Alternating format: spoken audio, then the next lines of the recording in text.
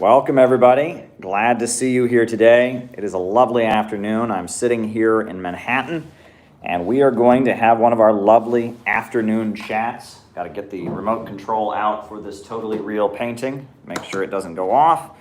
Got my unnamed diet beverage. About to do that thing where I open the can. So there you go. Pour the unnamed diet beverage. All right. Welcome, everybody. Glad you're here. Got a couple things to talk about. A couple things that we can go over. If you haven't done so already, be sure to hit the like button. Be sure to hit the subscribe button. Thank you to the person who gave their unnamed diet contribution. There's a super chat before I even got here. That's awesome. Great stuff. And the way we do things is I give my opening remarks and, just tell you a little bit of what's on my mind this afternoon. And then after that, from there, I do the roll call where I call you all out, names and locations. We find out who is watching.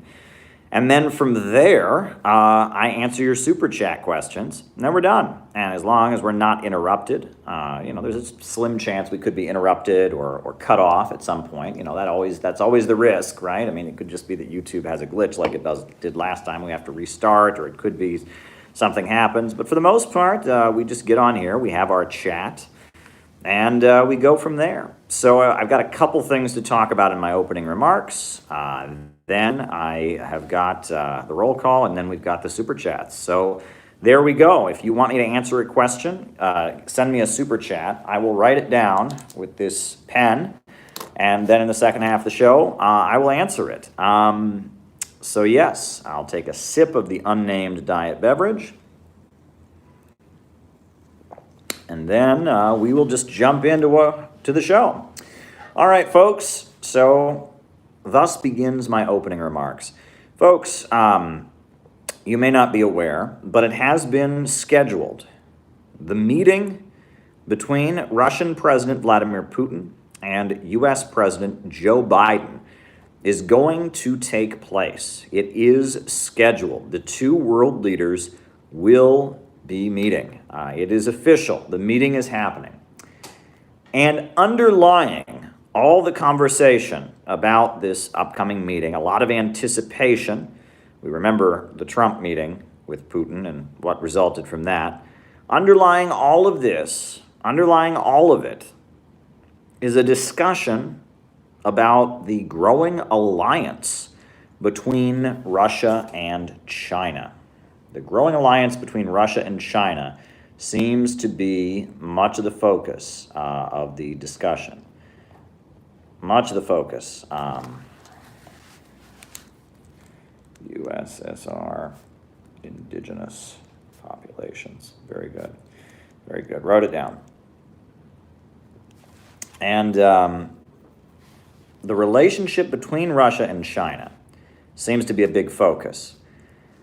And this has long been an obsession of U.S. foreign policy strategists. Henry Kissinger was very famous for going on the record and saying that Russia and China shouldn't be aligned. Zbigniew Brzezinski wrote a book called The Grand Chessboard about the fate of Eurasia. And you all will recall when Donald Trump was running for president, there was his infamous interview, one of his first interviews as a presidential candidate with Bill O'Reilly, where he was ripping Obama to shreds, and he said, "You can't have Russia and China together. My whole life, everyone's told me you can't have Russia and China together. And Obama has done that. He pushed Russia and China together. I'm going to pull them apart. I'm going to pull them apart. He pushed them together. I'm going to pull them apart. I'm Donald Trump." Yeah, that was, you can look that up. He did say you can't have Russia and China together. It has long been the strategy of the United States to play Russia and China against each other. And this strategy, the effectiveness of it has gone back further, long before the Chinese Revolution. And I just thought I would briefly go over, this notion of Russia and China together, why the United States is utterly terrified of that, how they have effectively undermined it, and why it is very unlikely, in my estimation, that they will be able to divide Russia and China in our time. I think it's very unlikely. It'll be very, very, very difficult for the United States to pull that off. But there you go. So the first Russia-China alliance that we saw in the 20th century came about after the Russian Revolution. Right? So in 1917, the Bolsheviks took power in Russia. You had the Soviet Union being created. And Lenin, the leader of the Bolsheviks, he had changed Marxism quite a bit. Classical Marxism says there is no country, there is no nationalism. Workers of the world unite. National borders, national barriers are just things drawn up by the capitalists to divide the working class, right? Marxism rejects nations, it rejects national liberation struggles. Classical Marxism rejects the concept of nations at all and says there are no nations. Instead, there are only workers, workers and capitalists. Workers of the world unite. That was the rallying cry of the First International. But even Marx started to depart from that kind of thinking in his later life. For example, one will note that the insurrection that Karl Marx considered to be the first dictatorship of the proletariat, right? The Paris Commune of 1871 was a nationalist uprising, right? It was a nationalist revolt. The capitalist government of France had surrendered to the Prussian invaders. So the workers of Paris took up their arms and in the name of preserving the French Revolution, waving the tricolor French revolutionary flag, the working class seized power in Paris. It was on a nationalist basis. The workers of Paris said that the capitalists had betrayed the country, betrayed the French Revolution. They were the true inheritors of France and the revolutionary legacy of the French nation. So the first dictatorship of the proletariat, the Paris Commune, was a nationalist uprising.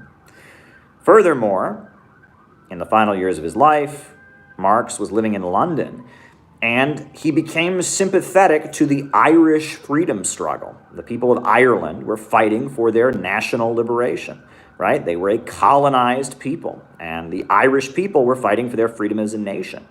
And even though Marx said that workers of the world unite, Irish workers and English workers should join arm in arm, Marx began to support the Irish freedom struggle, especially even when the Irish were fighting for themselves as Catholics. There were hangings, public hangings of Irish national liberation fighters in London. And Marx and the First International protested against these executions of Irish nationalists and Irish freedom fighters. And Karl Marx's daughter, Jenny Marx, she began wearing a crucifix, a Catholic crucifix around her neck to show solidarity with the Irish people. The way the British were justifying their executions of the Irish and their persecution of the Irish, they said, oh no, the Irish are not fighting for their freedom. The Irish are just papists. They are agents of the Vatican. They believe in this distorted, false Christianity called Catholicism, and so it was okay for the British to colonize and oppress the Irish people. And Jenny Marx rejected that. And to make a political statement while they were living in London, Jenny Marx wore a crucifix around her neck. So in the final years of his life, even Marx was starting to question this idea that national liberation struggles, nationalism is inherently bad and reactionary. However, Lenin comes along, and Lenin develops the theory of imperialism. He argues that capitalism is entering a monopoly stage where the rule of banks and syndicates and trusts and cartels based in the West is dominating the globe and holding back economic development. And that because of imperialism, the revolutionary energy is not going to be in the Western countries. It's not going to be in Germany and France and Britain, as Marx had predicted. The revolutionary energy will be in the colonized world. It'll be in Africa. It'll be in Asia. It'll be in Latin America. It'll be in the countries that have been colonized and held back by Western domination that the revolutions will happen. And that the revolutions that develop, Lenin predicts in his book, Imperialism, the Highest Stage of Capitalism, the revolutions that do develop will be the working class leading entire nations to free their countries. It will be the workers leading a struggle for national liberation. And so Lenin says that national liberation struggles on the part of colonized people around the world are a good thing, not a bad thing, right? And that nations fighting for their independence from Western capitalist, imperialist domination is a good thing. This is Lenin thoroughly breaking with Marx's notion that the workers have no country and saying no, workers do have a country, and it's actually only the working class with its struggle for socialism that can truly free countries from being colonized. Lenin embraces and just hails James Connolly and his uprising against the British in Ireland. And so after the Bolsheviks take power, I believe it was in 1921, Lenin convenes the Congress of the Peoples of the East. The Congress of the Peoples of the East. And it's this gathering of people from all across Asia who are fighting for their national liberation. All across Asia, people are fighting for their national liberation. And Lenin meets with the Congress of the Peoples of the East and says, we, the Soviet Union, we are on the side of the peoples of the East in their struggle for national liberation. And who attends the Congress of the Peoples of the East? The KMT, Nationalist Party of China, and the Emir of Afghanistan, and many Islamic anti-Western forces, and many feudalists, many feudal monarchs that are resisting British domination. And Lenin shakes hands with the Emir of Afghanistan.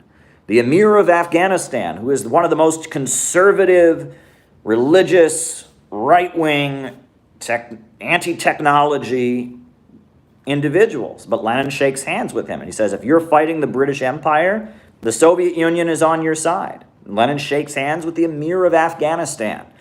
And of course, Lenin enthusiastically embraces Dr. Sun Yat-sen. Who was Dr. Sun Yat-sen? Dr. Sun Yat-sen was the founder of the Chinese National Liberation Movement. Dr. Sun Yat-sen was the founder of the KMT, the Nationalist Party of China. And it was Dr. Sun Yat-sen who overthrew the Emperor of China and established the Republic of China in 1911. And Dr. Sun Yat-sen, he was a nationalist, but his nationalism was very left-wing and progressive. The KMT movement in China was based on three principles: independence for China, democracy for China, and the people's livelihood. And that third point, the people's livelihood, was widely understood, new book, widely understood to be some vague understanding of socialism. Right? That Dr. Sun Yat-sen studied the writings of Karl Marx, Dr. Sun Yat-sen studied the writings of U.S. economist Henry George, and that Dr. Sun Yat-sen understood that national liberation for China and the fulfillment of the national liberation of China would involve some kind of break with capitalism. There are some documents where Sun Yat-sen says that while small businesses will be allowed to flourish, great national industries that are owned by the state will be created. He gave kind of vague ideas, but Dr. Sun Yat-sen, he was basically the George Washington of China. He was the founding father of modern China, Dr. Sun Yat-sen. And Dr. Sun Yat-sen was a populist. He was for the common people. There's an outfit that we see people wear in the United States, and it's called we call it a Mao suit here. It's that blue suit, right? It's this very plain piece of clothing. But in China, and they don't call it a Mao suit. They call it a Sun Yat-sen suit because that was the uniform of Dr. Sun Yat-sen, right? It was the Mao suit is actually the Sun Yat-sen suit. And Sun Yat-sen wore plain clothes. In fact, the first revolutionary action that Dr. Sun Yat-sen engaged in is that in China, they had this, it was feudalism. And part of the way the peasantry of China were humiliated was, in addition to their taxes that they had to pay to their landlords who would exploit them, the peasants would then have to make sacrifices in temples that in addition to just paying straight up tax and rent to the landlord, They would have to take some of their crops and burn them, or they would have to take one of their livestock and kill it. They would have to engage in these sacrifices where they would bow before statues and take some of their property and destroy it in a temple. And it was part of what people refer to as Chinese religion. China had not become Christian or Muslim. It had more traditional polytheistic beliefs in various places. Brezhnev. And in these temples, the peasants would be forced to take some of what little they had. I mean, peasants died of malnutrition all the time, but they would have to take some of what little they had, like one of their cows or some of their crops, and burn it on an altar in honor of these mystical gods. And Dr. Sun Yat-sen found out about one of these ceremonies that was happening in a rural village.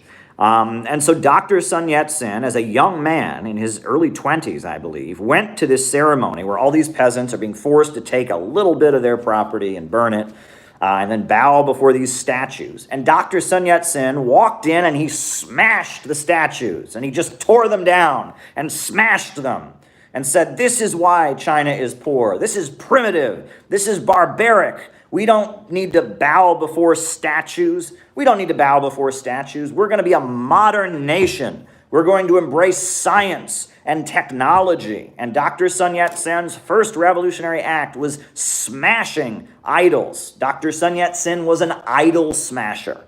And Dr. Sun Yat-sen became the leader of the Republic of China and the leader of the KMT Nationalist Party in China. And Vladimir Lenin and Dr. Sun Yat-sen became very good friends. They became very good friends. Dr. Sun Yat-sen was not a communist. He was a Roman Catholic. He believed in his ideology of the three principles, the KMT principles: independence, democracy, and the people's livelihoods. And Lenin was a materialist Marxist. But when Lenin announced that he was forming the Communist International, Dr. Sun Yat-sen wanted to join the Communist International. He approached his friend, Vladimir Lenin, and said, "Lenin, I would like to be a member of the Communist International." But Lenin said, no, Dr. Sun Yat-sen, you cannot join the Communist International because we have 21 points, right? Maybe you didn't know this, but in order to join the Communist International, a communist party had to agree with 21 points. There were 21 points that a communist party had to believe in order to join. And Lenin said to Dr. Sun Yat-sen, "You and your KMT nationalist movement, you do not agree with the 21 points of the Communist International, so you're not permitted to join. However, you are allowed to be an observer." So Dr. Sun Yat-sen, the founder of modern China, the founder of the KMT movement, was an observer at all the gatherings of the Communist International, right? And even though he wasn't a communist, Lenin welcomed Dr. Sun Yat-sen, the founder of the Chinese Republic, welcomed him to be an observer at the Communist International. And Russia and China were allies immediately after the Russian Revolution. The nationalist KMT of China and the Soviet government in Russia were allies. Right? That was an alliance that took place. And this alliance between the Soviet Union and China, it wasn't simply symbolic. It was economic. There was some economic aid provided. But the main way the Soviet Union helped China during the 1920s was by providing them with military training. Right? There were a lot of Bolsheviks who had been military leaders who they were building an army. And so they built a military academy. An entire military training school was set up in China, paid for by the Soviet government. And the I believe it's called the Wampao Military Academy. I probably am pronouncing that wrong. I don't speak Chinese, so there you go. But this military academy was set up, and the Soviet Union sent its military people there. And Dr. Sun Yat-sen's army was trained at the military academy built by the Soviet Union. And there was a civil war going on between the warlords and the KMT. Many of the local nobles didn't recognize the Republic of China, the central government. They didn't recognize the central government. Didn't recognize it. Local warlords would control regions. They would have their own army. declared. They would have their own army, writing it down. They would have their own army and they wouldn't recognize it. So it was with the help of the Soviet Union that in the 1920s, a whole military was built and all kinds of military leaders were trained at this Soviet-sponsored military academy that was built, and they were trained to be the army of the KMT. Now, the Communist Party of China was founded in 1921, right after the Russian Revolution. You know, there were various people in China and around the world that were interested in Marxism. So in 1921, they had the founding Congress of the Chinese Communist Party. And there was a big debate in the Chinese Communist Party about what relationship the Chinese Communist Party would have with the KMT Nationalist Party, right? That was a big debate. After Lenin died, that debate got very intense. And Leon Trotsky took the position that that the Soviet Union should not support the KMT, that the KMT government of China was a bourgeois nationalist government, and that the Chinese communists should struggle against it because of the fact that, yes, there were many millionaires and wealthy people and landlords and capitalists who supported Dr. Sun Yat-sen, that meant that it was not a movement that communists could support, and that it was the duty of Chinese communists to expose the KMT government as being bourgeois nationalist and not truly communist, and that it was with the very, very, very, very, very, very small industrial working class and railroad workers. That's who the Chinese communists should focus on organizing. They should organize strikes among the railroad workers. They should organize factory workers, and that was where the energy was. That the Chinese communists should not align with the KMT. That was Trotsky's position. But Stalin took a different position. And Stalin said that China is a colonized country. Castigated. Okay. Write it down.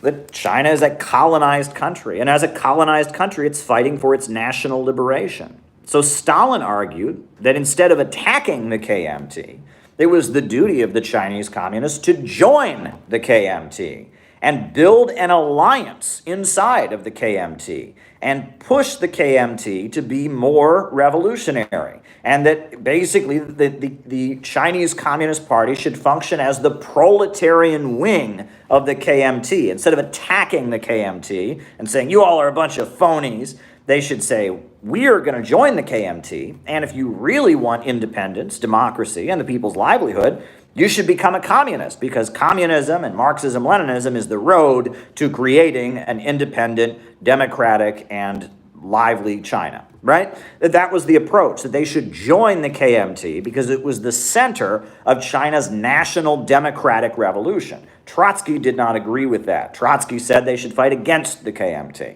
and that was the divide. That was the divide. There's a famous story, I've told this before, but it's worth noting. It's worth noting that when the Trotskyites were kicked out of the Communist Party of the United States, they were kicked out of the American Communist Party, they were put on trial. They had a public trial. This is a thing they used to do in the Communist Party. When they were going to kick somebody out, they had the opportunity to defend themselves. They'd have a public trial. And James Cannon and Max Shachtman and Martin Aburn, these three individuals, they were on trial in 1928 for allegedly having a secret Trotskyite faction of the American Communist Party. And so they had witnesses testify against Cannon and Shachtman and Aburn and argue that they were in fact forming this secret Trotskyite faction.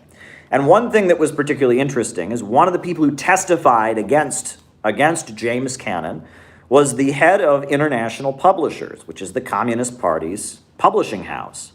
And when they asked this guy who was the head of the publishing company, they said, do you have any suspicions that James Cannon is a Trotskyite?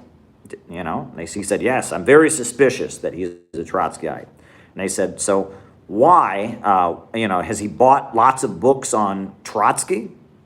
And he said, no, he's not bought lots of books on Trotsky, but he's bought every book we have on China. And everybody knows that China is a Trotskyite subject.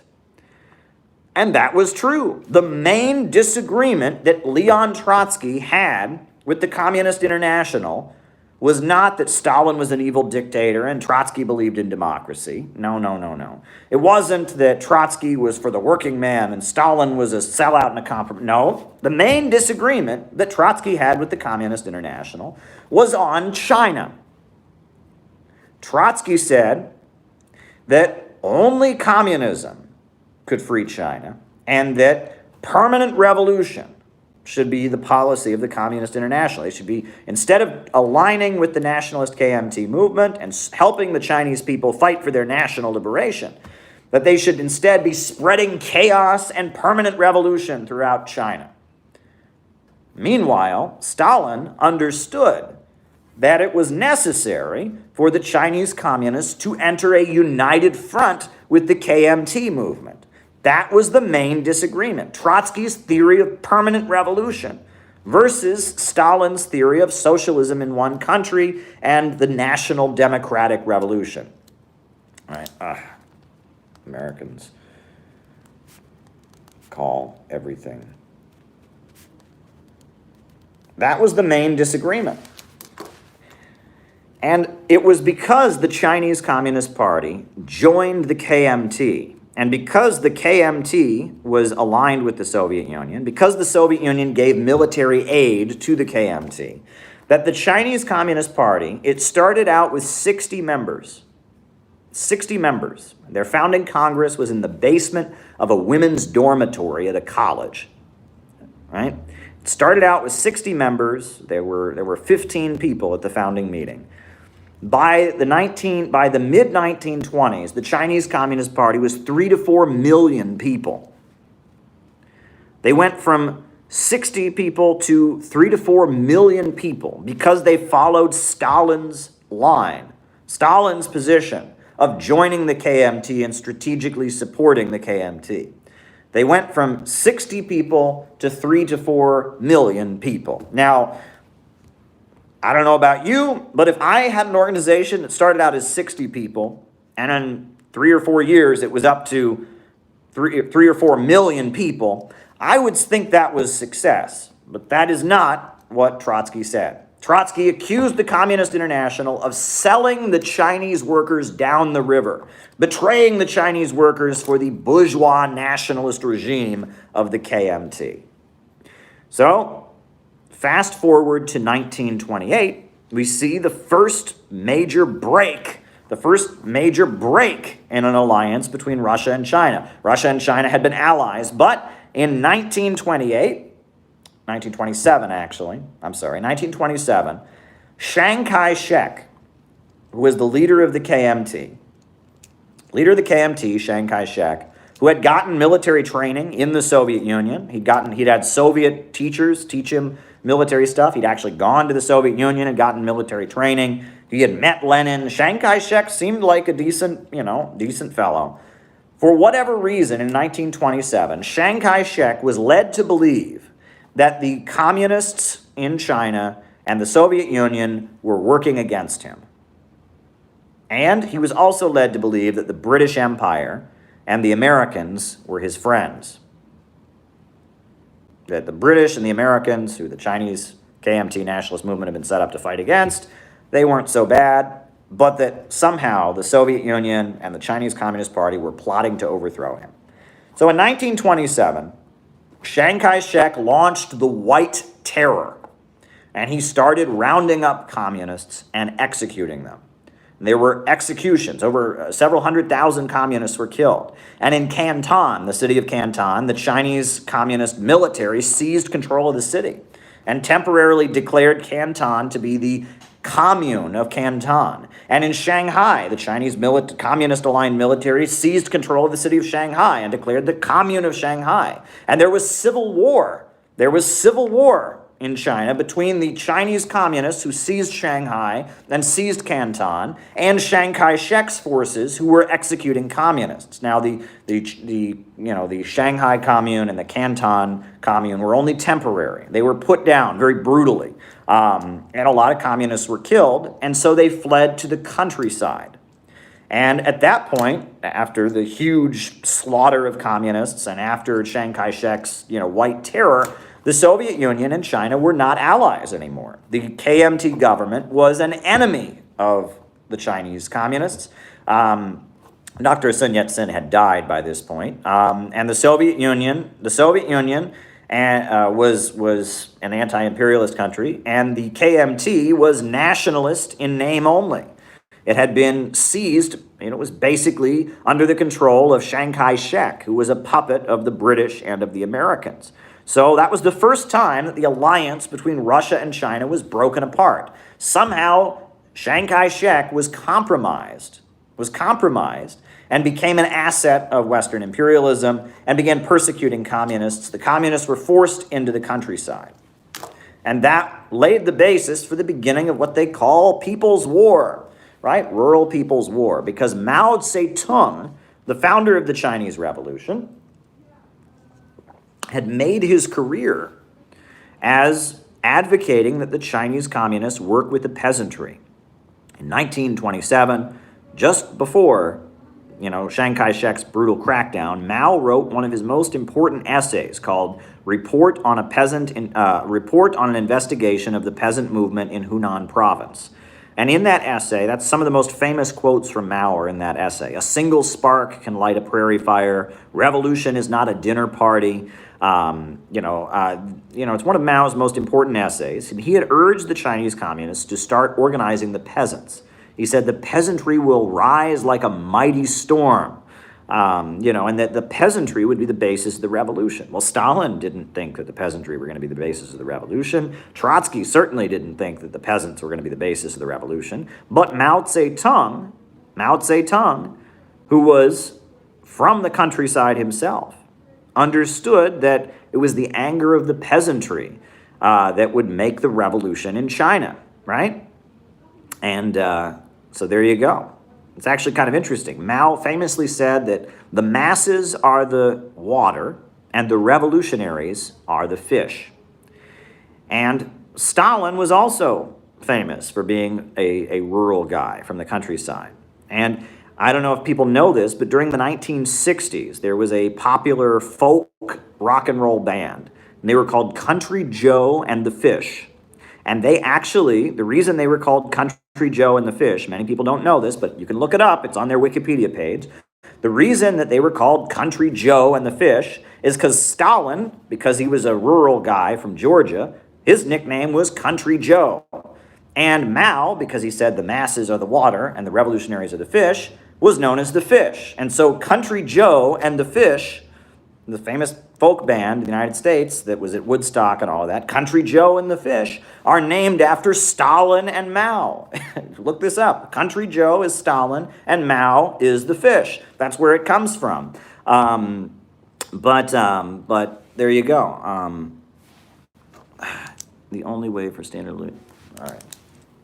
Imperialism. Only way. Living to rise. Country Joe and the Fish. So Mao was in the countryside waging rural people's war, carving out liberated territory, fighting for the rights of the peasantry. And Chiang Kai-shek was getting support from the United States, was getting support from the British Empire, and Chiang Kai-shek was also getting support from the Nazis, right? When the Nazis took power in Germany, they were giving support to Chiang Kai-shek, and there was a civil war going on between the Western-aligned Chiang Kai-shek and the Soviet-aligned Mao Zedong. But to call Mao a Soviet puppet is completely wrong. I've seen people try to argue this, that Mao was Stalin's puppet in China, and that is so much utter malarkey. because on many occasions, the Communist International tried to fire Mao as the leader of the Chinese Communist Party. There was a group called the 28 Bolsheviks that were a group of people that the Communist International liked more than Mao. And they, at one point, they said, Mao, you are not in charge of the Chinese Communist Party anymore. The 28 Bolsheviks are. And Mao said, I control the army, so go F yourself. And Mao stayed in charge of the Chinese Communist Party. Mao, because he controlled the army, he had control of the military. And actually, there was some fear on the part of the Soviets that Mao would get bought off and would it would turn against them. And it was the opposite. Instead of Mao being the puppet of the Soviets, rather what happened was the Soviets worked very, very hard to court Mao and to make sure that Mao stayed on their side. And that often Mao was demanding the Soviets give him more guns and more weapons and more financial support. And often Mao was disregarding their advice and their strategy. When the Communist International was officially dissolved during World War II, Mao said it was a good thing. Bet you didn't know that. Mao said it was a good thing that the Communist International was dissolved. He said because China, the Chinese Communist Party, had not been obeying the Communist International since 1935. For a whole 7 years, they hadn't been doing anything that the the Comintern told them to do. So Mao was clearly not a puppet of the Soviet Union. He was not that at all. Mao was authentically Chinese. And in fact, a lot of Mao's military strategy and his organizing strategy was very much inspired by an anarchist named Peter Kropotkin. Right? Mao believed the Chinese Revolution would come from the peasantry. The Soviet Union believed that the Chinese Revolution would happen because of industrial workers and because of the national liberation sentiments of the country overall. But Mao believed in organizing the peasantry. And before joining the Chinese Communist Party, Mao had been an anarchist and a follower of Peter Kropotkin. And when Mao organized peasant communes, when he distributed land in rural areas, he was very much following the teachings of Peter Kropotkin, the anarchist. And Mao had his own methods and his own style. And early on in the 1920s and 30s, the Chinese Communist Party had its own teachings and its own ideology. It was separate. It followed the communist line, but they had their own energy. If you read the writings of Agnes Smedley was an American who moved to China and joined the Red Army and was following the Red Army around. What she's preaching is very different than what, Soviet-aligned communists around the world are preaching. You read Edgar Snow and his very classic book, Red Star Over China. Edgar Snow was the first journalist ever to interview Mao. And what Mao preaches to Edgar Snow is not doctrinaire Soviet ML. It is Mao's unique understanding. Mao's understanding of communism was very, very, very Chinese. He applied principles from Chinese culture. He applied organizing methods from Chinese history. He tapped into the anger and resentment that Chinese teenagers had against their very, very traditional and patriarchal parents and family structure. Thoughts on CPUSA. Mao was doing his own thing. Mao understood China deeply. One of the biggest influences on Mao was the Taiping Uprising, which was before Mao was born, about 30 years before Mao was born. There was a huge peasant civil war led by Christians. There was a man who claimed that he was Jesus' younger brother sent to Earth to finish Jesus' mission, and he led this huge rebellion throughout the Chinese countryside of peasants, the Taiping Uprising. And Mao, as a child, his hero was the leader of the Taiping Uprising. And actually, Mao erected a monument for the Taiping Uprising in Tiananmen Square years later. And Mao was very inspired by the Taiping Uprising that sought to build God's kingdom on earth and was a Christian uprising against feudalism that had happened in the in the 1800s. So Mao was very much influenced by the Taiping Uprising. Mao was very much influenced by Peter Kropotkin, the anarchist. Mao certainly understood and adhered to Marxism-Leninism, but he was doing his own thing. He was not a puppet of the Soviet Union by any means. There was briefly, for a few years, they had carved out enough liberated territory that they declared the Chinese Soviet Republic in the early 1930s. The Chinese Soviet Republic, and they had their own flag, and it was a chunk of China that was declared to be, aligned with the Soviet Union. It was the Chinese Soviet Republic. And then the Chinese Soviet Republic was defeated, and as they retreated, that's where the Long March happened. As the Chinese Soviet Republic was defeated, the forces that escaped as the KMT army came in there, they retreated through the mountains, and that's the famous Long March, where Mao retreated for many thousands of miles with the survivors of the crushing of the Chinese Soviet Republic. That was the Long March. And then there was yet another change, because in 1937, Japan invaded China. The Japanese imperialists, the Japanese fascists, invaded China. And, as you will recall, Chiang Kai-shek did not want to fight the Japanese invaders. He thought that the Japanese would be convenient in that they would help put down the communist uprising. And he did not, all right.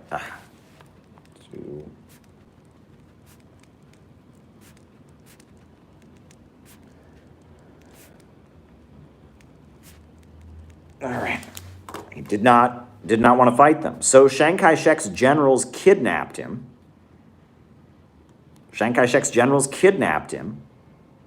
And forced him to meet with Mao, and they made an agreement. And they signed an agreement to fight the Japanese. And it was during the fight against the Japanese invaders that the Chinese People's Liberation Army, which changed its name to the 8th Route Army, became really, really popular as they fought against the Japanese. And once again, the Soviet Union was aligned with both the Chinese 8th Route Army of Mao and the official Chinese army. And the Soviet Union was once again aligned with China because the Soviet Union was also fighting against Japan as World War II was starting. And in World War II, China and the Soviet Union and the United States and Britain were all allies against the fascists, against the anti-communist pact. That was actually the name of the treaty that held the Axis powers together. In school, they always call it the Axis powers, right? Italy, Japan, and Germany.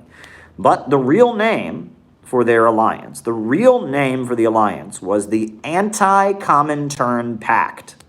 The Anti-Comintern Pact, the Anti-Communist International Pact. That was the name of the fascist alliance in World War II, the Anti-Comintern Pact. So anyone who tries to tell you that fascists and communists are good buddies and they're just good friends, ask why was the official name of the Axis powers in World War II the Anti-Comintern Pact? Anyone who tries to tell you that communists and fascists are good friends and Stalin and Hitler were just the same, ask them that question about the Anti-Comintern Pact. And yes, World War II, the United Nations versus the Anti-Comintern Pact, the Soviet Union and China were once again allies. Belarusian.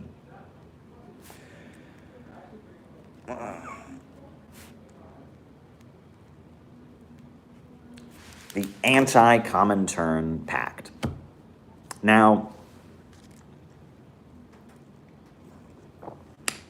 World War II concluded, and the position of the Soviet Union, the position of the Chinese Communist Party, was that they would have a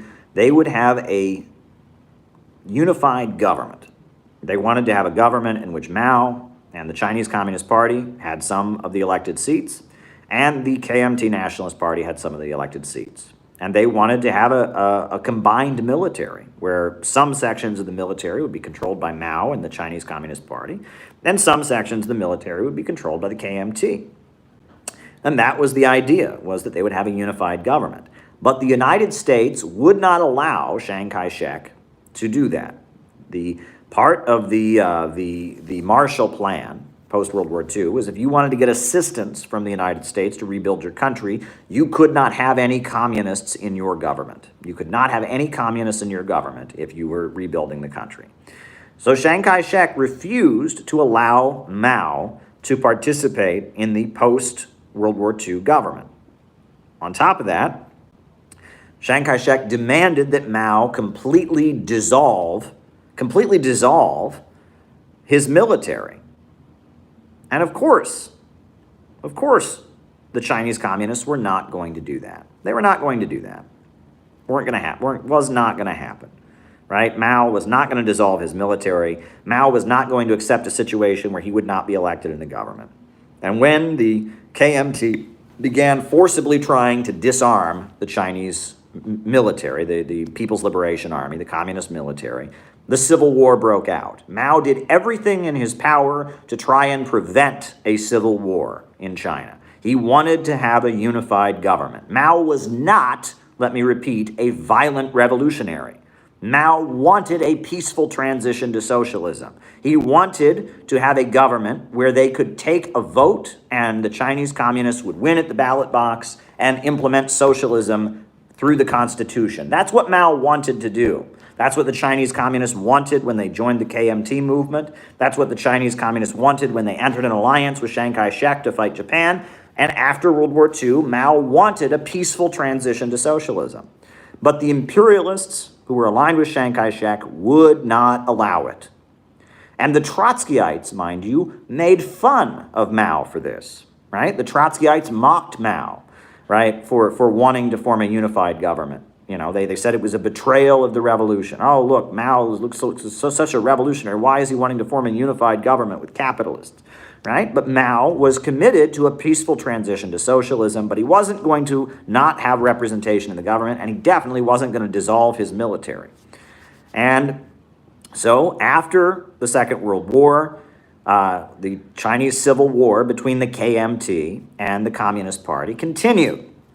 And things were back and forth. But really the decisive moment that led to the victory of the Chinese Communist Party was the currency crash. Chiang Kai-shek, the war has just happened, and the economy of China is very bad. A lot of people are starving and hungry. So Chiang Kai-shek went around to all the wealthy families who were aligned with him and said to them, give me your gold and your jewels and all of that, and I will give you paper money. I'm going to give you this fancy new currency I've just started. The British have helped me set up this fancy new currency.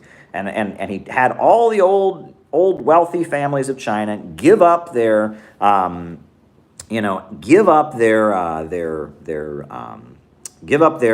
gold and their jewelry and trade it in for paper money.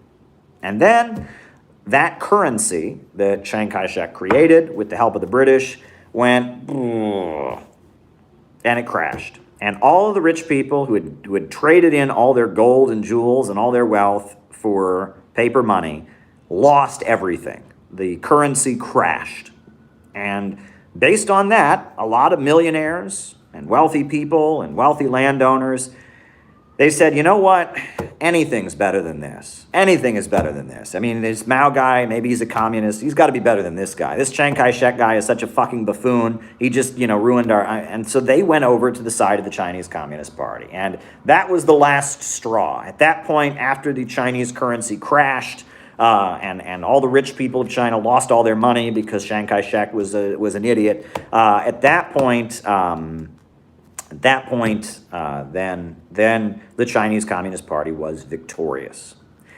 And the Chinese Communist Party took power in 1949. Mao proclaimed, 1/4 of humanity has stood up. And in the 1950s, China was very much a Soviet-aligned country. The Soviet Union built some of the first steel mills in China. It built some of the first power plants in China. And it was with Soviet assistance that some of the early victories of the Chinese Communist Party took place. The Soviet Union sent doctors to China and medical aid to China. And it was the beginning of hope in China. However, there was some kind of simmering distrust beneath the surface. That is certainly true. We also know that, during the Korean War, it was announced in the New York Times that the policy of the U.S. government was to try and drive a wedge between China and the Soviet Union. Right? That was announced. In the New York Times, they said, The policy of the U.S. government is to drive a wedge between China and the Soviet Union. So as far back as the Korean War, 1950, the imperialists were planning to drive a wedge between the two big socialist countries. Now, as we all know, 1956, Stalin died. Stalin, the leader of the Soviet Union, died.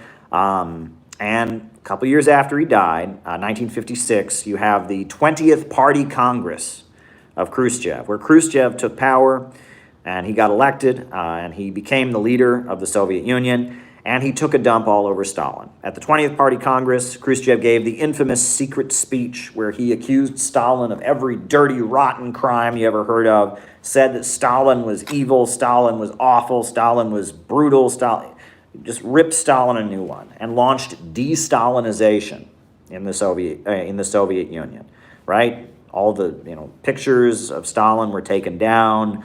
Leaders of the Communist Party who defended Stalin were removed from their posts, and it was called de-Stalinization. And in China, they had de-Stalinization, right? China published a document called the Historical Experience of the Dictatorship of the Proletariat, and China endorsed de-Stalinization. And they had what they called the 100 Flowers campaign, where they started allowing anti-communists to teach at universities and to give, public lectures, and they, it was called the 100 Flowers campaign. Let 100 flowers bloom, let 100 schools of thought contend, and it was part of de-Stalinization in China. There was de-Stalinization in China also. But after Khrushchev announced de-Stalinization, Khrushchev started arguing that you needed to have détente between the United States and the Soviet Union because of the danger of nuclear war. That the danger of nuclear war was so great that it was necessary to hold off anti-colonial and national liberation struggles around the world. People in Africa, people in Latin America, people around the world fighting for their national liberation had to put it on hold because of the danger of nuclear war. Because the USA had the atomic bomb, and there was a danger of a nuclear war, it was necessary for national liberation struggles to end, to pause at least. Mao, being a third world guerrilla fighter and revolutionary, was not going to agree with that, right? Furthermore, Mao did not approve of some of the ways that the Soviet Union was intervening in China's economic development. Because the Soviet Union was giving so much money and so many resources to China, they felt that they could then tell China what to do. And Mao did not particularly like that.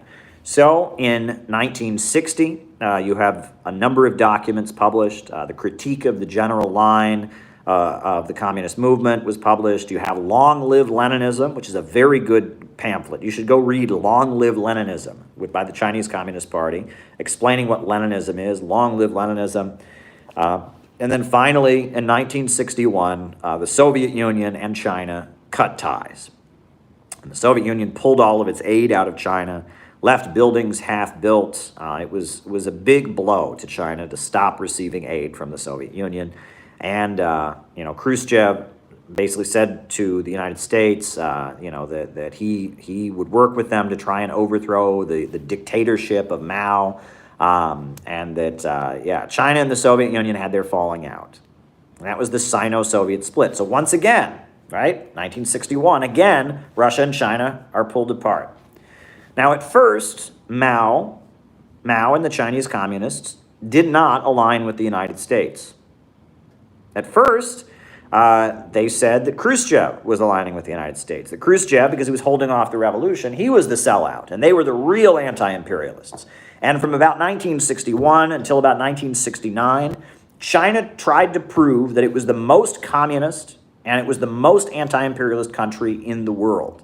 They had the Cultural Revolution that happened in 1966. You had Lin Biao, who was a general in the Chinese military and was the leader of the Cultural Revolution, published a document called Long Live the Victory of People's War, this manifesto that he published that called for a global uprising against the imperialists. And the Chinese Communist Party was aligned. It was friendly to Cuba. It was friendly to North Korea. Albania was the only country that was like 100% on their side, but Cuba was neutral and still talked to China. China, and North Korea was neutral and still talked to China, and China was saying, we are the most anti-imperialist people of the world, unite to defeat the US imperialists and their running dogs. That was the Chinese Communist Party line. But China is a very poor country. And the Soviet Union continued to work against China. You know, there was an attempted coup against Mao in the early 60s. So after about 1969, China basically, in the name of opposing the Soviet Union, started aligning with the United States. Right? The first place they did it was Angola. In the country of Angola, the main resistance group to the Portuguese imperialists was the MPLA. Well, China started giving guns and weapons to a group of CIA fighters called UNITA, Union for the Total National Liberation of Angola, UNITA. And UNITA claimed to be Maoists, but they were actually CIA agents, and China supported them in fighting against the MPLA. Later, when Pinochet took power in 1973 in Chile, Mao supported Pinochet and recognized the Pinochet government. There were, the Shah of Iran, who was a brutal US-backed dictator. His sister was welcomed to China and given a big parade. Mao embraced Haile Selassie, the emperor of Ethiopia, another US-backed dictator.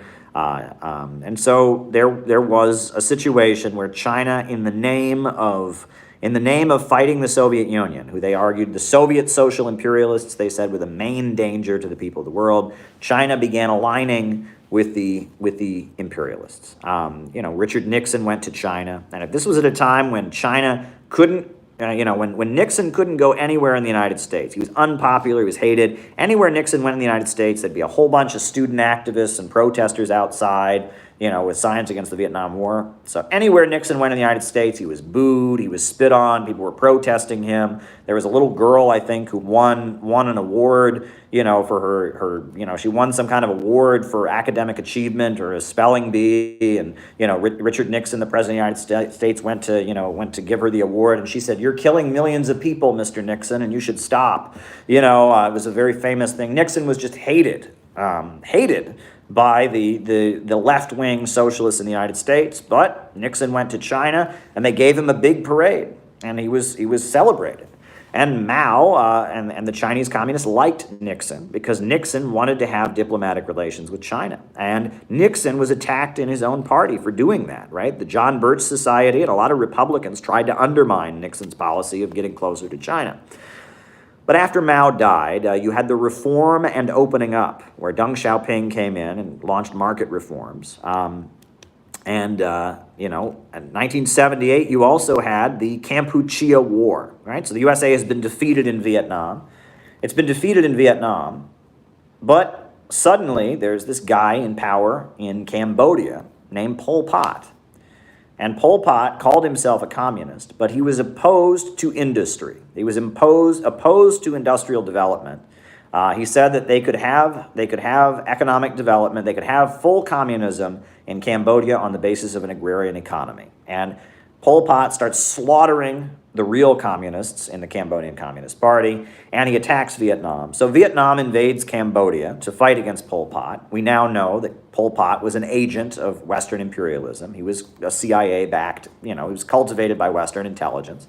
He'd been trained in France. He was a deranged peasant anarchist who'd become a CIA asset. He was a synthetic leftist. He was a destructive ultra-left element. But China backed up, Pol Pot. And China actually invaded Vietnam to support Pol Pot. So it was an ugly episode. After the USA has pulled out of Vietnam, communists are killing other communists. The US-backed Cambodian communists are killing the Soviet-backed Vietnamese communists, and then you have the Chinese communists invading to fight again. It was a disaster. And this is what Brzezinski and Henry Kissinger had planned all along. Manipulate the communists of the world against each other. Manipulate them against each other, play them against each other.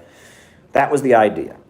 And that was very key in the USA defeating the Soviet Union in the Cold War, by confusing the communist movement, by playing communists against each other, by having the European communists declare themselves to be Euro-communists and cutting ties with the Soviets, by having the Maoists support Pinochet and support Haile Selassie, by having, Pol Pot invade Vietnam, and by manipulating different factions of the communists against each other. This is how the USA won the Cold War.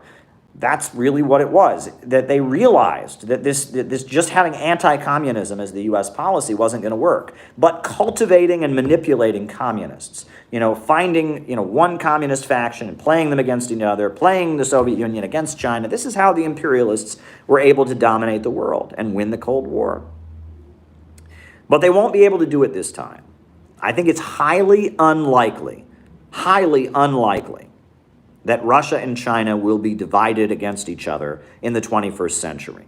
I mean, it could happen. Never say never, right? I mean, I cannot predict the future, but I think it's highly unlikely. And the reason that I would argue that in our time it is highly unlikely is because the relationship between Russia and China has changed.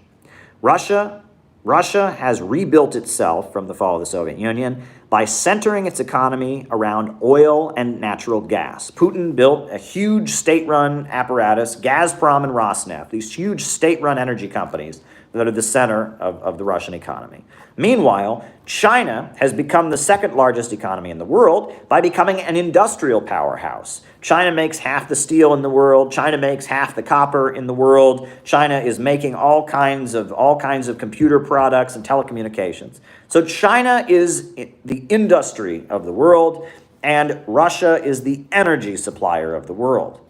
Well, Russia needs to sell oil and gas. Very much needs to sell oil and gas. That's why the U.S. worked so hard to kill the Nord Stream 2 pipeline to prevent Russia from selling energy and gas to Germany, right? Russia, in order to keep its economy going, needs to sell oil and gas.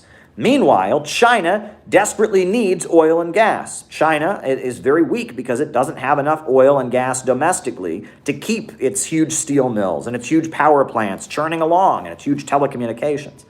So Russia and China trade with each other, not on the basis of we're both communists, not on the basis of Russia giving China aid in the name of being communist, but because they need each other. Russia and China, at this point, have an alliance based on economic interest. China needs oil and gas. Russia needs to sell oil and gas. It works.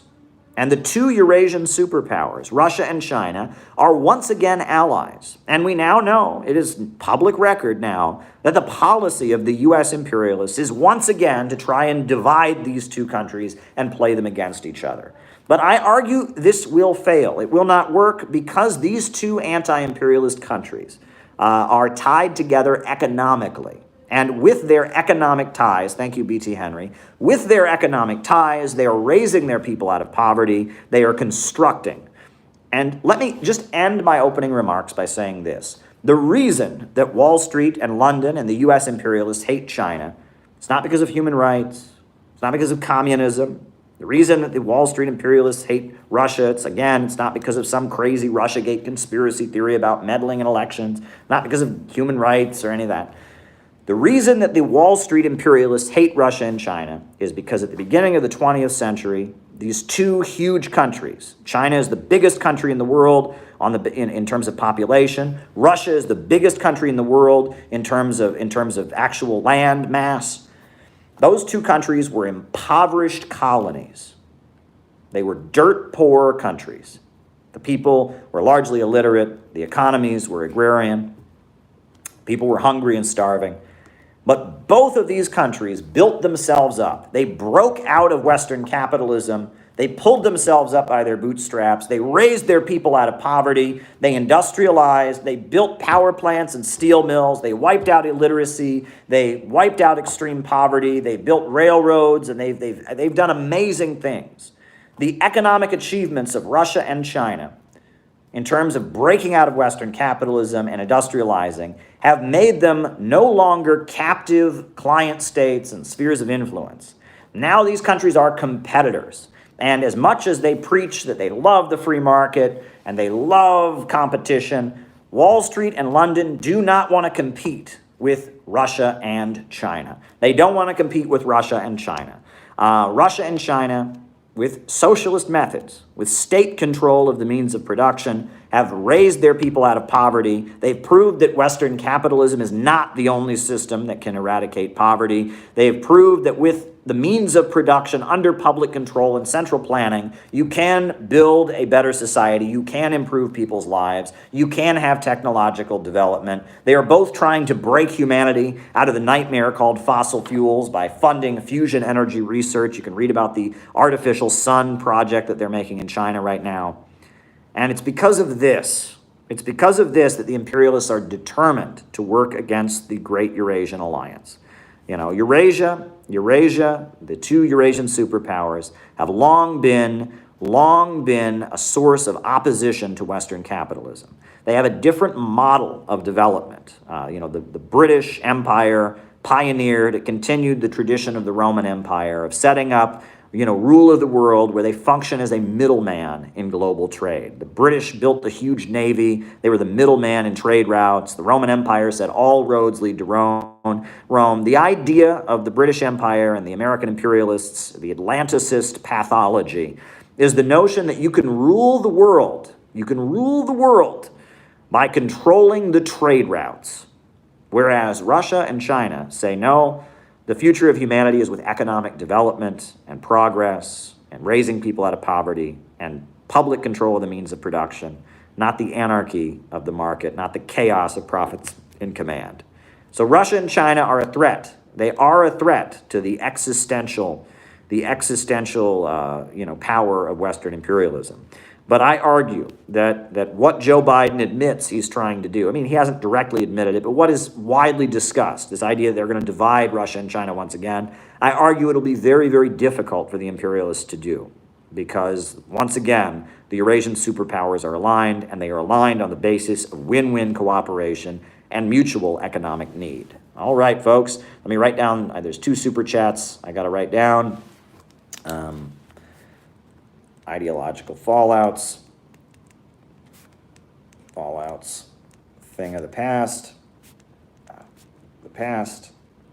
and what was the other one? All right, easily accessible energy source makes oil obsolete. How would that affect global order? Making oil obsolete, affect global order. All right, names and locations, folks. Names and locations. I will call you out as I see you. Names and locations. I may have to cut us off at some point, but I will answer all the super chats.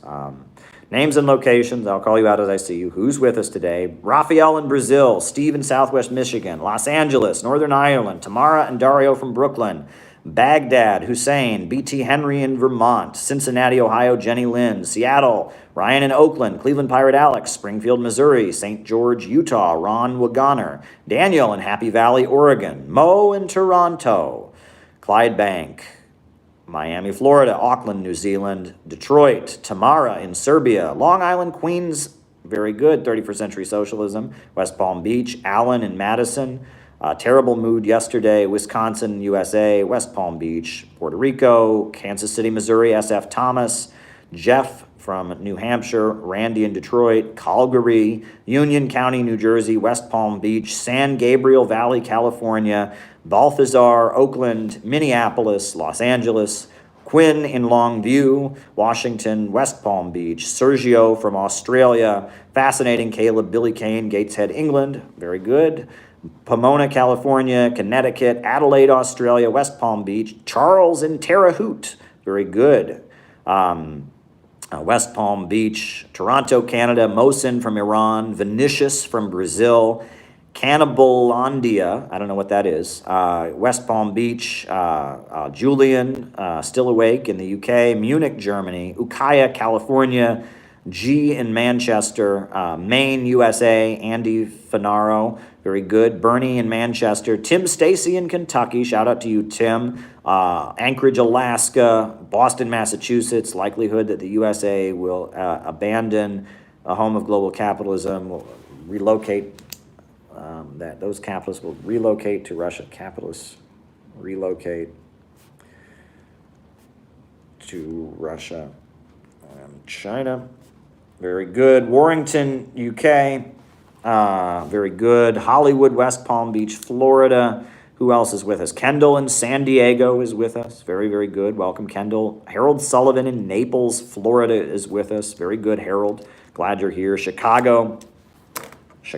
Rafael in Portugal, Leipzig, East Germany. Kieran from San Diego. Welcome, Kieran. Welcome. Anybody else? Nate from Sydney, Australia. Yvonne from Serbia. Rapid City, Jim from South Dakota. Fort Lauderdale, Richard Steele. Very, very good. Richard Steele. Liverpool, UK. West Virginia, Alex. Lots of viewers in Florida. Hey, I guess I'm popular. New England comrades. Very good. Very, very good. Unnamed diet beverage. That's where I get my energy from, all the caffeine. Very, very good, folks. Mike from Astoria, Queens. Riverside County, California.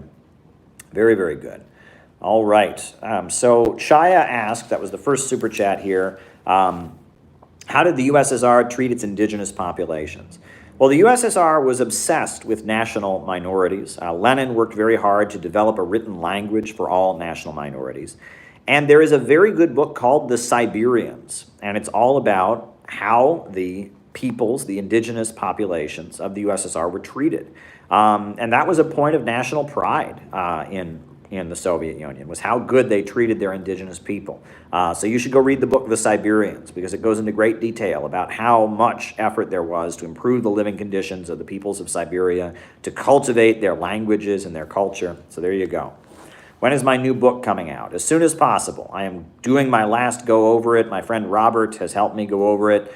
And I'm going to be sending it to the proofreader soon. I don't want there to be any typos or mistakes. Typos are so embarrassing, and I don't have a huge publishing firm doing it for me, so I have to make sure there's no typos in it. But it is done. My friend Robert and I are going over it. Then I'll pass it on to the proofreader, then the layout person, and then it's done. So fingers crossed by the end of June. By the end of June, hopefully it will come. All right, what is the legacy of Brezhnev? Well, Brezhnev was very much, he was not like Gorbachev. He was not for dissolving the USSR. He was not westernized. He was very much an anti-imperialist, but he was very much almost a symbol of the rigidness of the Soviet bureaucracy. He was not a charismatic guy. He was kind of seen, from what I understand, as kind of an example of the staleness of the Soviet bureaucracy. He had those big eyebrows. I heard a joke about Brezhnev. The joke goes like this. Brezhnev is speaking at the Olympics, He gets up at the Olympics. He's speaking at the Olympics. Oh.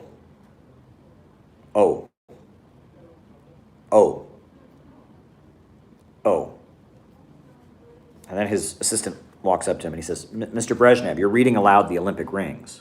Your speech is down here.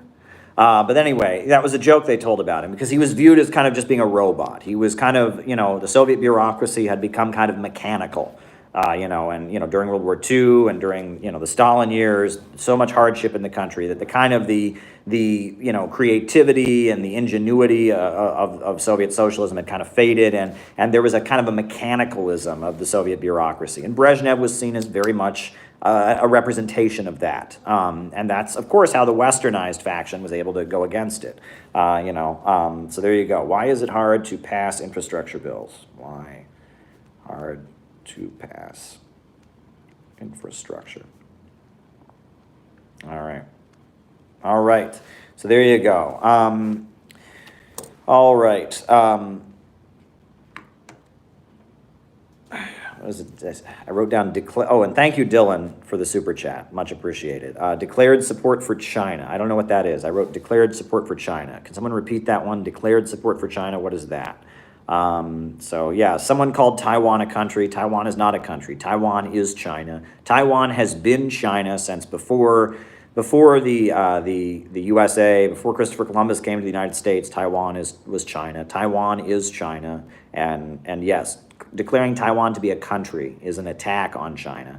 And part of the way the imperialists kept China so poor was by keeping the different regions against each other. They would have famines all the time before the revolution in China. And one of the reasons they had these famines and all these people would die was because of the fact they had no strong central government that could mobilize food relief. Before the Chinese Communist Party took power, they used to say that China was like a heap of loose sand, and thank you, Andy. And that's why, efforts to break Taiwan away from China, efforts to break Hong Kong away from China, efforts to break the Uyghur regions and Tibet away from China, these are big attacks. The Chinese people take these things very seriously because they know how bad and poor China was when it was regionally divided, when it didn't have a strong central government. The Chinese Communist Party is considered one of its greatest achievements is bringing China together. And thank you for the super chat, folks. I really do appreciate it. So thank you. Thank you. All right. Americans call everything communist. Yeah, I mean, now it tends to be mainly conservative Americans. It used to be a lot worse, right? Labor unions, if the boss wasn't paying a fair wage, they'd say to the employer, "You're acting like a communist." It used to be, 1950s up in through the Cold War, communist was just a curse word. No one knew what it was. No one knowing what it was a sign you might not be trustworthy. But on the other hand, though, nowadays it tends to be Republicans. Republicans think everything is communist. Everything's communist. Everything's communist, communist, communist. Everything's communist. There's a communist under every bed and every rock. And again, because liberals will not challenge the anti-communist narrative and they will not challenge neoliberalism, that makes that a vulnerable insult. At the end of the day, if someone calls you communist, they're like, "Oh, I'm part of the system that raises millions of people out of poverty, that invented space travel, that defeated the Nazis." That's not an insult. But of course, liberals can't say that because they basically agree with the anti-communist narrative. They just don't agree that everything conservatives don't like is communist. So there you go. All right.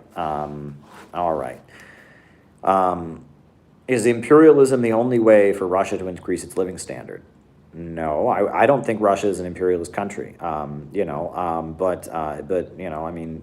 many ways. Russia has improved its living standards very significantly. Right now they're having a big harvest. The farming. There's been a farming boom under state direction. They've subsidized the creation of a huge agricultural system, and they're having some of the greatest and the biggest harvests and growing of crops in Russian history right now.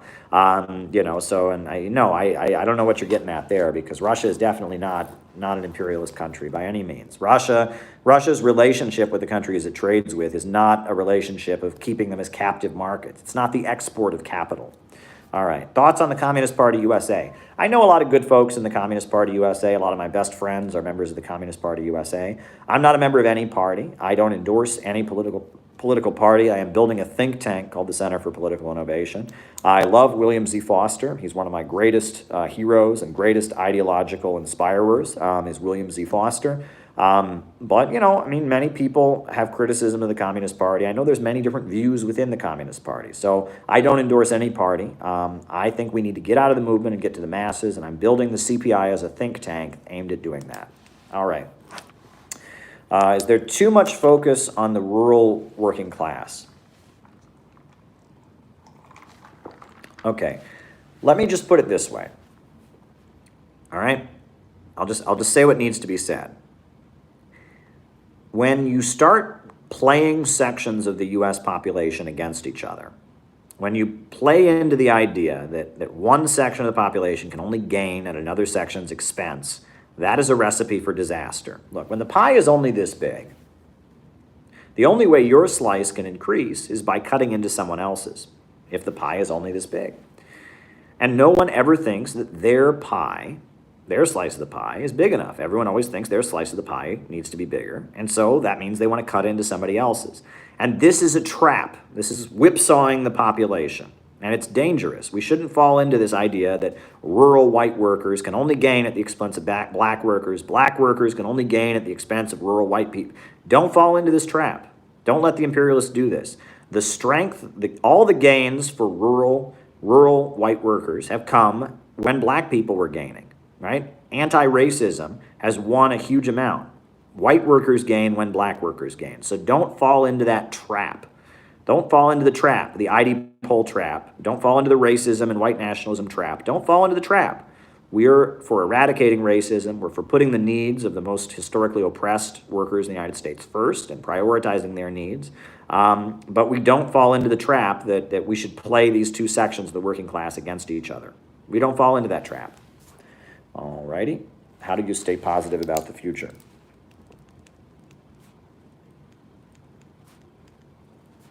All right. So there you go. Belarusian socialism. Well, look, Belarus was praised by Hugo Chavez.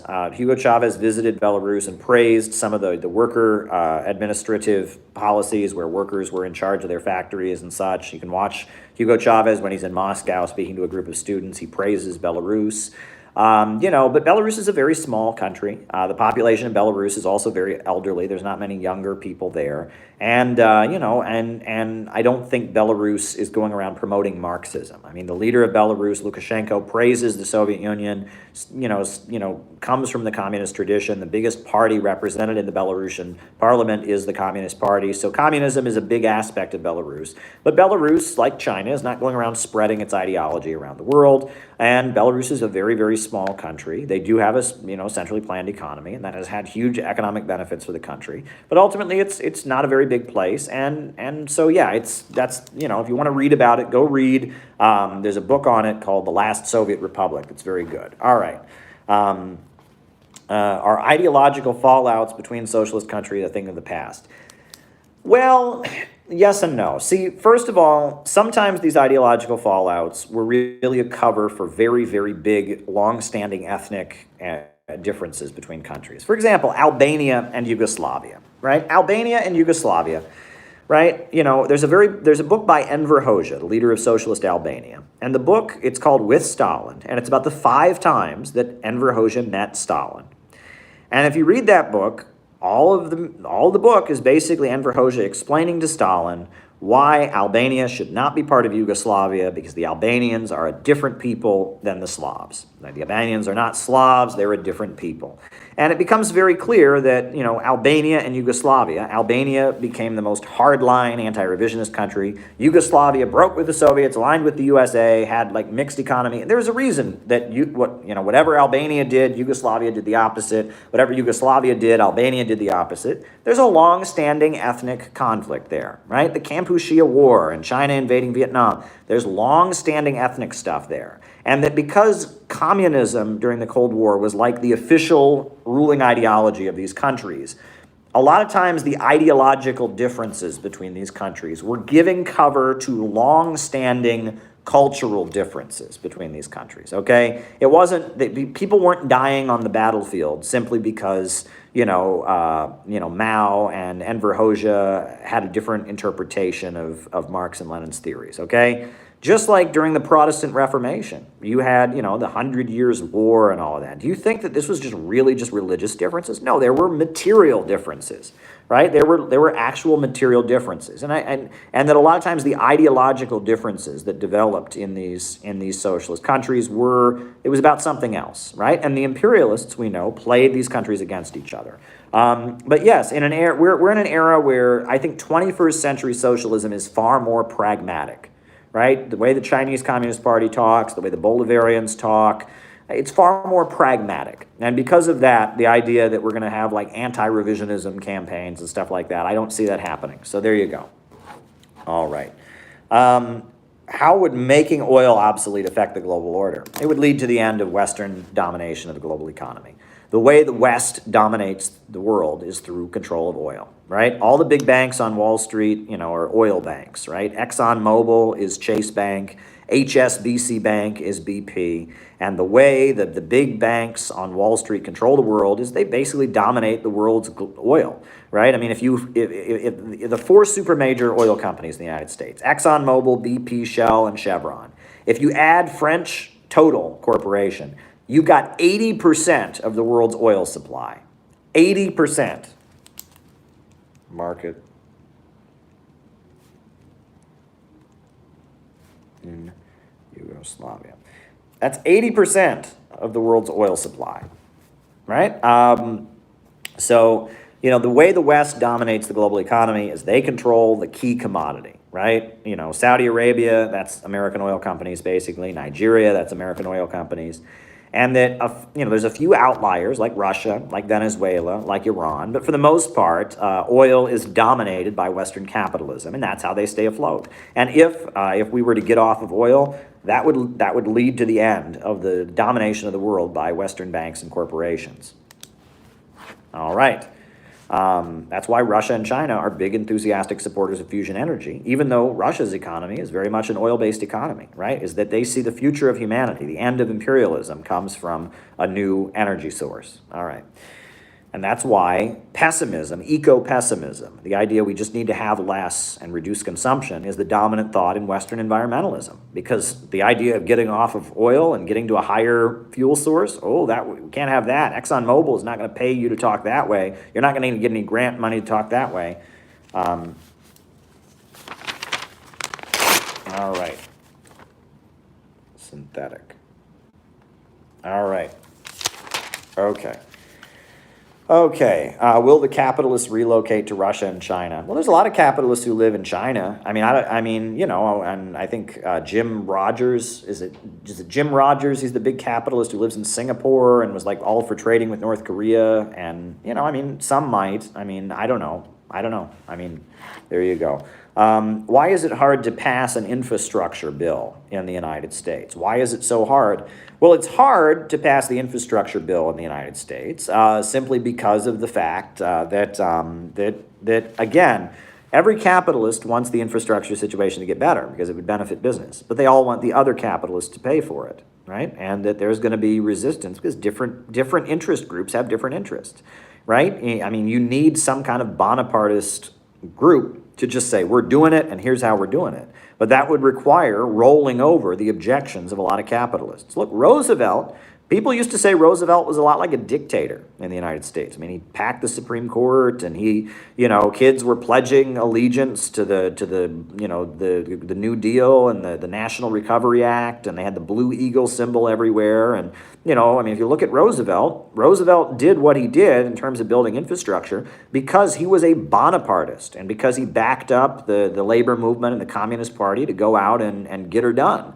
You know, and that in order to make big economic, you know, changes, you need to roll over the interests of the objecting section of the capitalist class. Every capitalist always wants the crisis to be resolved, but they always want other capitalists to pay for it. And that's the problem. That's why you can't get anything done, right? And that's why when there's a capitalist crisis, you see the erosion of bourgeois democracy.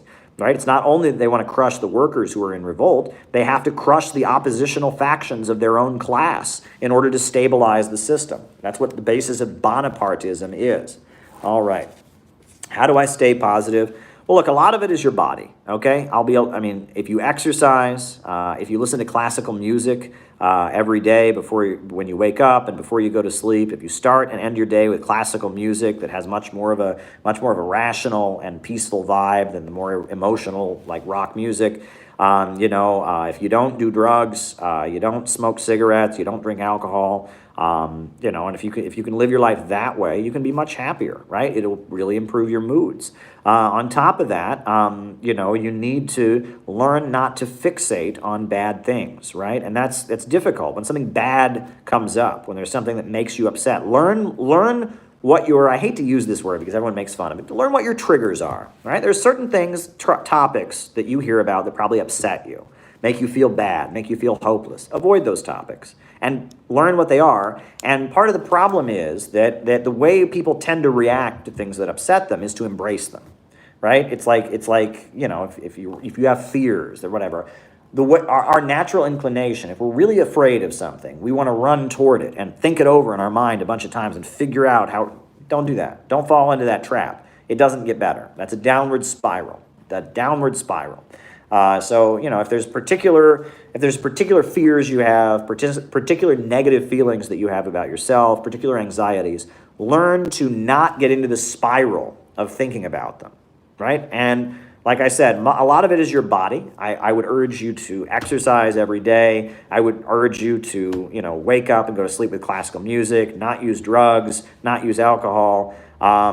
I would urge you to do that. And at the same time, I would urge you to not run toward things that trigger you, right? If there are things that make you upset, things that make you angry, don't run toward them, even though that's what you're tempted to do, right? It's if there's a problem, you want to solve it. Well, you're not going to solve a problem. I've learned this, and other people have learned. You don't solve a problem in your mind by going over it over and over and over again. You don't solve the problem. You make it worse. So if there are things that make you upset, things that make you angry, things that make you feel afraid, don't run toward them, right? Learn to push your mind elsewhere. Go against the drive. And that's my advice. But again, if you're really feeling upset, if you really feel like you cannot, all right, drugs, social engineering, if you're really around other people, is very much a cure for any depression or sadness that you might have. Because I don't know, when one thing that when you're a child or a teenager, your parents, they'll say, have a good attitude, have a good attitude. Well, what is that? Right? It's this weird trick that humans do to each other, right? And I remember when you were a kid, it's like, I can have whatever attitude I want, right? But the thing is, when you're around other people, you generally try to be polite to them. You try to be friendly to them. You try to smile at them. You try to, and it's like this weird, cycle. So you're around other people, and because you're trying to be polite to them and make them happy, they are going to be trying to be polite to you and make you happy. And you get happier because they're being happy and because you're being happy around, and that having a good attitude, being around other people and maintaining a positive interaction with other people, you can feed off their energy and they can feed off your energy and you can be happier. It's actually, a lot of mental illness, I would argue, is rooted in isolation. Right? If you ever talk to people that are completely delusional, a lot of times, they don't communicate well with other people. They're in their own kind of world. Like, I used to go out on the street. I used to do vox pops. Before the pandemic, I used to interview people out on the street. And often, if there's somebody who's like homeless, and like schizophrenic homeless, they can't communicate with you. You talk to them and you say, hey, so what is your opinion about, the thing Joe Biden said yesterday? And they say, China's got to stop urinating on their trains because it smells bad. And you go, I'm sorry, what does that have to do? And they look at you and they say, I told you, China's got to stop urinating on their trains because it smells bad. And you're just like, what in the world are they talking? It has nothing to do with Joe Biden. They can't communicate with you. They're in their own little world, right? Communicating with other human beings, engaging with other people, right, is a way of becoming healthier, right? Bouncing ideas off of other people, feeding off of other people's positive energy. Other people feed you positive energy. You feed them, positive opportunities, and the two of you bounce off each other, and that is a way to be happy. And that's why the pandemic has been so bad for so many people, because the isolation doesn't give us the ability to do this, to feed off of people's positive energy, right? That human beings help each other. We build each other up, right? And that's why being part of a community is so important, etc. All right. What do I think about market socialism in Yugoslavia? Market socialism in Yugoslavia. Well, there's some things we can learn from it. I don't think it was capitalism. I think it was a socialist society. However, it's possible that some of the policies, some of the ways that every individual factory was autonomous, they called it worker self-management, some of that actually has it played a role in weakening the solidarity between the different nationalities, right? Yugoslavia has many different nationalities, Serbs, Croats, Macedonians, and that by having, different factories get paid, be more productive than others, that led to, possibly some, intensifying the ethnic rivalries that were able to ultimately break up Yugoslavia. So there's room for criticism of it, like any system, but it was largely successful in eradicating poverty and increasing living standards and such. And many people, even like anti-communist right-wingers from Yugoslavia, will admit that. All right, is China market socialist? All right.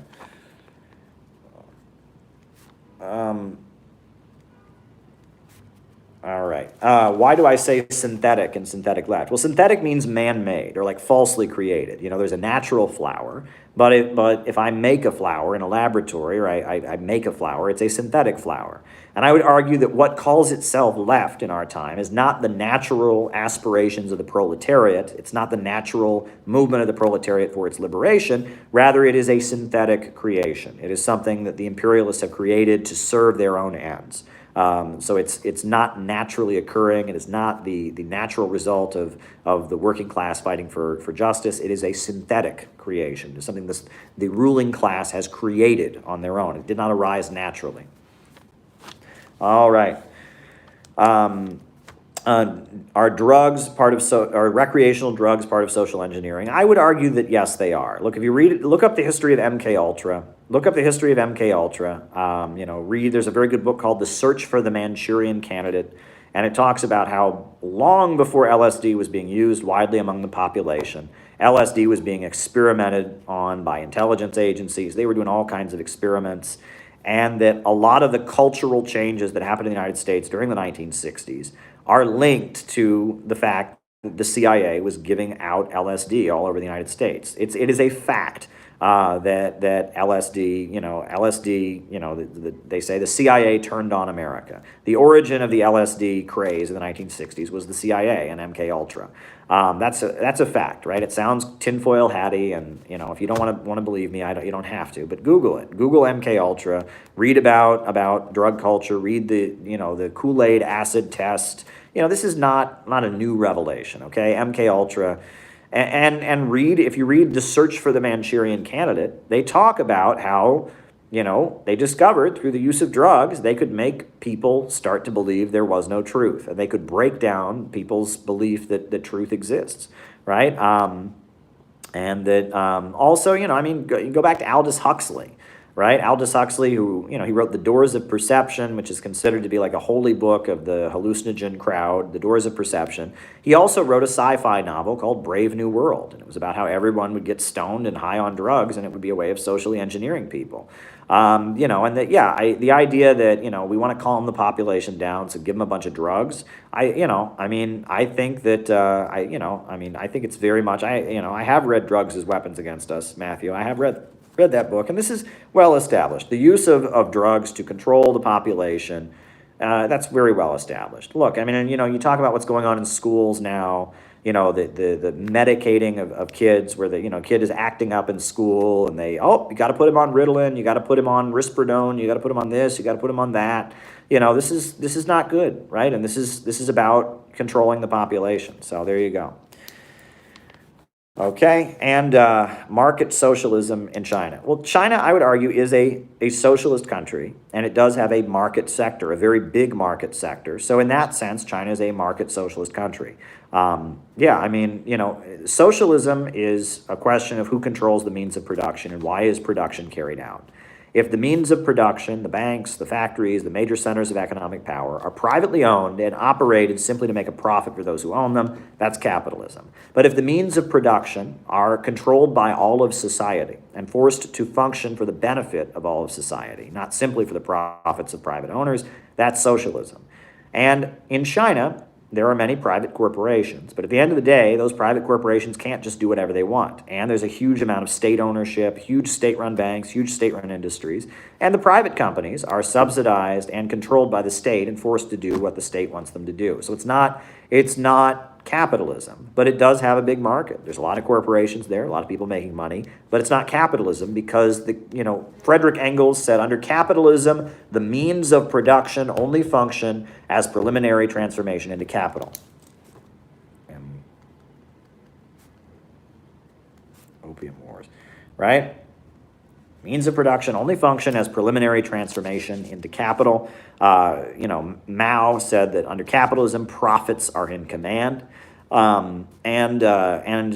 China, profits are not in command. The Chinese Communist Party is. And the means of production don't function only according to preliminary transformation into capital. They function according to what the Chinese Communist Party and the state central plan says. So that's not capitalism. All right. Was MK Ultra inspired by the Opium Wars? I really doubt it. The Opium Wars were about forcing free trade onto China, and opium was a way that a lot of capitalists could make money off of China, and so the Opium Wars were about free trade. MK Ultra was much more blatantly about social control and manipulation. So it's two different things. MK Ultra was a CIA experiment. You know, it was the CIA was trying to figure out how to use drugs to control people and manipulate people and weaponize them against communism. Opium Wars were about forcing China to have free trade and allow the British to sell whatever the hell product they wanted. And it just so happened that one of the big products they were trying to sell was opium. So I mean, yes, they both involved drugs, but they were completely different. MK Ultra was mainly hallucinogens. Opium Wars was opium. Two different substances, two different goals there. One, you know, the Opium Wars, that was about neoliberalism. MK Ultra was much more blatantly about social control. All right, folks, I think we're going to end here for today. A new upsurge in the struggle against U.S. imperialism is now emerging throughout the world. Ever since World War II, U.S. imperialism and its followers have been continuously launching wars of aggression, but the people of various countries have been continuously waging revolutionary wars to defeat their aggression. While the danger of a new world war still exists, and the people of all countries must get prepared, revolution is the main trend in the world today. While the danger of a new world war still exists, the people of all countries must get prepared. Revolution is the main trend in the world today. I have no idea, Asif. I have no idea about that. I've never heard anyone refer to their coworkers as family, Asif. Never heard of that. We need a government of action to fight for working families. We need a government of action to fight for working families. We need a government of action that will fight for working families. And while the danger of a new world war still exists and the people of all countries must get prepared, revolution is the main trend in the world today. Bye-bye.